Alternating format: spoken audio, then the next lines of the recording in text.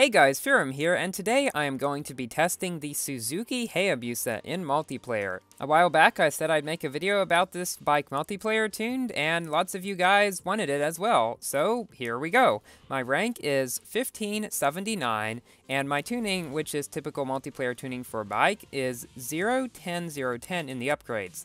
And then in Pro Kits we have 5, 4, 5, 4. I'm just missing a few parts, otherwise I would pro exhaust and suspension as well. My first race is on Munich, the new track. Now, if you're on a bike, try to swerve early or else this happens, because you cannot knock down cars by bumping them from behind no matter what you do. But thankfully, this bike has very good acceleration and I'm able to speed ahead of everyone. Now, Munich is somewhat of a bike-oriented track, as there are many places bikes can go that it is a lot harder for cars to go. However, it is still kind of difficult even for bikes. If you touch a train on the side, you wreck. Not just if you hit it in the front, so try to avoid even going near trains, because if you pretty much just touch them, you will wreck. So that is one thing to watch out for on the Munich track. So going right here is faster than going left, and the bikes always seem to have a tendency to wreck in these kinds of sections where you can go up on the sides. I'm really not sure why, but that's another thing to watch out for if you're playing on this track, especially with a bike. While this bike is very fast, one bad thing about it is it tends to wreck kind of easily when you bump a wall, so that is one thing to watch out for.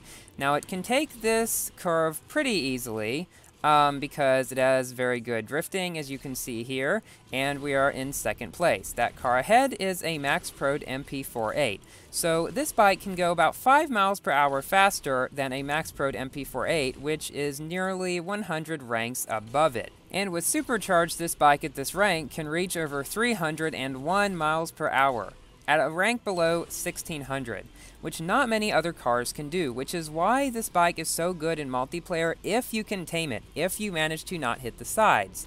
That is one thing that I managed to get better at throughout this video after playing this bike quite a lot for these clips. This race really shows just how fast this bike is at this rank, because with wrecking so many times, I'm still in first ahead of a Max Prod MP48 and many other things. Now that I've come to know Munich pretty well, I quite enjoy racing on it in the Vulcan, because not many other cars actually know how to take it, and it gives me a little bit of an easier time, I guess. So even with a lot of wrecks, we have managed to come in first because of our superior speed to all those other cars, including a Prod MP48. If I say Max Prod, forgive me, because it's just a force of habit. So now for our second race, which is on Alps against more MP48s and a Vulcan. So this bike starts up slower than an MP48, but quicker than a Vulcan. So here I got my first ever knockdown in multiplayer with a bike on a car. I think the game thought I was on top of it, even though I didn't quite seem like I was, but anyway, that's pretty neat. That doesn't happen very often in anything with a bike, much less in multiplayer. So that car way up front is a Vulcan, but the one right behind him is an MP48.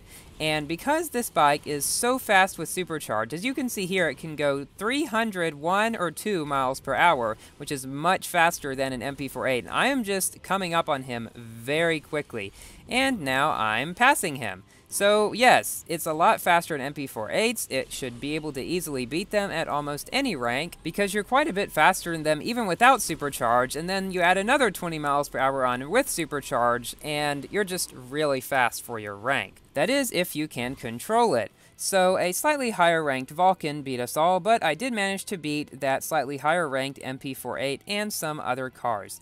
Now for another race on the Munich track, a different variant this time, in which I am up against another Vulcan. There are a lot of Vulcans in this video, and believe it or not, this bike actually holds up quite well against them. While not being as good as the Vulcan, it is certainly a good competitor. Here was another example of how easy this bike wrecks when you hit a wall.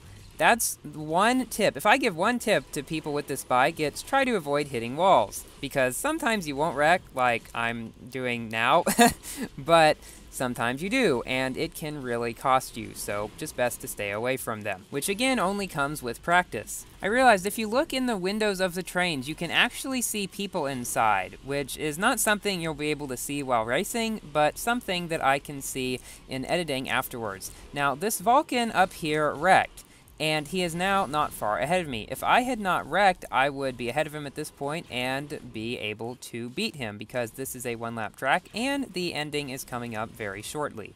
So you can see how competitive this bike really is. So I believe that Vulcan was a little higher. He was a 1596 Vulcan. In this race and the next one, the Hayabusa got fairly good matchmaking, but it does not always. So that is one thing to be aware of if you're not risking points.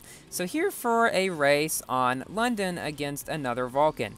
And this is probably one of the most intense races I've ever played in Asphalt 8. I know I say that a lot in my videos about different races, but they just keep getting more and more intense. So that car right behind me is the Vulcan. He goes about, at this rank, around 10 to 15 miles per hour faster than me. However, with my supercharge, I go just as fast as him. As you can see here, I am now catching up maybe slightly or going about the same speed. And this bike corners very nicely as well. It does not go overboard like the, say, Super Sport S does, which is quite a glitchy bike and no good in multiplayer. So here, this Vulcan is not getting all that far ahead of me, and I bet he's getting kind of confused as to how a bike, of all things, is managing to stay close to him. Well, it's not just any bike. This bike is, in my opinion, the best bike for multiplayer, and I'll give my reasons why later on when I do my consensus. Up here, the Vulcan did not take these corners so well, and I actually managed to pass him. Had this been a one-lap race, I would have beaten him for certain right then. Yeah. Unfortunately, this race ended up being 2 laps. I actually voted 1 lap. That's one thing also. If you're in a bike in multiplayer, especially this one, always vote 1 lap because it starts up quickly and acceleration is one big advantage you have when driving this. While you don't start up faster than an MP4-8 or an MP4-25, say, it does give you a better chance against Vulcans like this one, which just tried to knock down me but failed. So, yeah, even on the second lap, nearing the end of it, we are still pretty much neck and neck, which I bet not many of you expected would happen with this bike, because I don't know if I've seen a single other video on YouTube about a multiplayer-tuned Hayabusa. There may be some, I just haven't seen any. I have seen some Max Pro'd ones. However, a Max Pro'd Hayabusa is quite bad because its speed is very low for that rank, and it gets paired up against Max Pro'd Vulcans and stuff like that, and it has pretty much no greater speed than mine does at this rank. 150 lower than Max Pro, pretty much. So we have come in just behind that Vulcan. We have lost by just half a second on 2 laps on London. I tell you, after this race, my heart was beating really fast, more than it has pretty much any other time when I've played Asphalt 8. Now for another race on Munich, and I am going to show in this race a little shortcut that bikes can take. This time I managed to swerve out of the way and not hit the cars that were right in front of me, which gave me a big advantage at the beginning of the race. So after I fell down here, I looked on the right and I noticed there was a little way you can go with a yellow nitro bottle in it. So I decided that on the second lap I would check that out. And this time I missed the train that I wrecked into last time I played on this track. And everyone else is quite far back. So if you can learn to swerve between the trains like I've been doing here, you can do a lot better on Munich. The problem is, if you're in a really fast car like, say, the Vulcan, or I mean even this bike, which is having problems in this tunnel section, it is much harder to see the trains until they are right upon you, as you probably saw in my video where I tested out Munich in the Vulcan. So to be able to go through it a bit slower, I started the championship of the Kawasaki bike in Class D, and Munich is the first track to appear in the championship. So I went through it kind of slowly because, well, it's a slow bike, it's Class D after all, and I was able to find some secrets. As this one out here, this is just one of them. If you go right into this section, you get a ramp that takes you over this barrier and onto a short way that you cannot get to otherwise. You probably can do this in a car as well. I'm fairly certain you can. However, it's a lot easier in a bike. So if you're in a bike on this track, certainly try to do that. I think it will save at least a few seconds. At least it did in the championship for me, because I raced my Ghost and I went one way and he went the other way and I saw the difference.